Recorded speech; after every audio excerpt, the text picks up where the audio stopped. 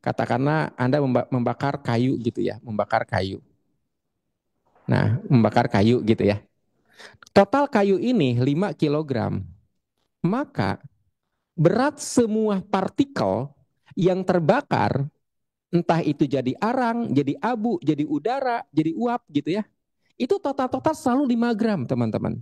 Selalu 5 gram. Tidak pernah ada tuh beratnya 5 gram yang dimasukin ke perapian, setelah dicek kok hilang 3 kilogram, sisa 2 kilogram, nggak mungkin. Selalu saja totalnya menjadi 5 kilogram. Meskipun bentuknya berubah wujud. Meskipun bentuknya berubah wujud. Itu hukum kimia teman-teman. Hukum fisika itu seperti itu. Jadi apa yang masuk selalu saja dengan apa yang keluar. Jumlah yang masuk sama dengan jumlah yang keluar. Selalu begitu. Tetapi ini juga tidak hanya berkaitan dengan ilmu fisika, dengan ilmu kimia. Ini juga berkaitan dengan ilmu Al-Quran. Bahwa setiap amal pasti ada pahalanya. Tidak ada tuh orang kebanyakan amal padahal, orang kebanyakan pahala padahal amalnya sedikit. Nggak ada. Setiap amal selalu saja pahalanya nampak. Ada. Setiap kebaikan meskipun satu zarah, meskipun sebutlah satu atom, maka akan menghasilkan sebuah pahala satu atom lagi. Selalu begitu. Jadi teman-teman semua energi yang masuk ke dalam sebuah sistem itu akan berubah wujud, akan berubah bentuk, tetapi masanya itu selalu sama. Itu konsepnya. Anda setuju nggak? Setiap benda tersusun atas energi. Setiap benda tersusun atas atom. Misal katakanlah ini kesetan teman-teman semua. Anda punya kesetan. Kesetan ini kalau kita pecah-pecah, itu kan struktur pembentuknya itu atom. Meskipun ada lagi yang menyebut molekul. Atom ini teman-teman semua, itu ada inti atom, lalu ada yang mengelilinginya. Apa itu yang mengelilingi? Elektron. Elektron ini bergerak mengelilingi teman-teman. Nah, kenapa dia bergerak? Karena dia punya daya. Energi adalah kemampuan menghasilkan daya.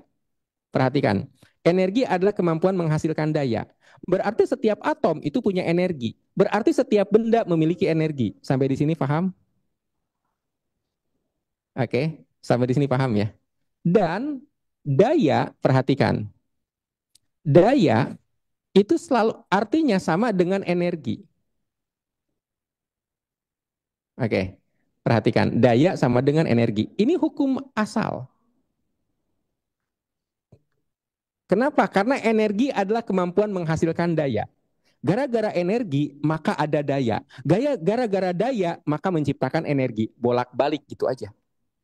Jadi sekali lagi, daya sama dengan energi. Sampai di sini. Daya itu apa? Kita boleh dong menyebut daya ini sebagai sebuah usaha. Boleh teman-teman semua? Daya ini kita sebut sebagai sebuah usaha. Boleh ya? Boleh juga dong energi ini kita sebut. Tadi setiap benda tersusun atas atom. Di dalam atom ada energi. Maka usaha energi ini kita boleh dong menyebut sebagai benda-benda. Kita boleh menyebut sebagai harta. Kita boleh menyebut sebagai uang. Sampai di sini mengerti? Usaha yang kita lakukan, yang kita berikan kepada sebuah sistem selalu menghasilkan bentuk yang berbeda dari perubahan energi, bisa berbentuk benda, bisa berbentuk gas, bisa berbentuk cair. Tetapi lebih luas dari itu, benda pun macam-macam. Bisa berbentuk benda barang-barang, bisa berbentuk harta-harta yang kita inginkan, bisa berbentuk uang. Semua usaha-usaha kita, jumlahnya selalu sama dengan benda-benda yang kita terima. Dengan harta yang kita terima, dengan uang yang kita terima. Selalu sama.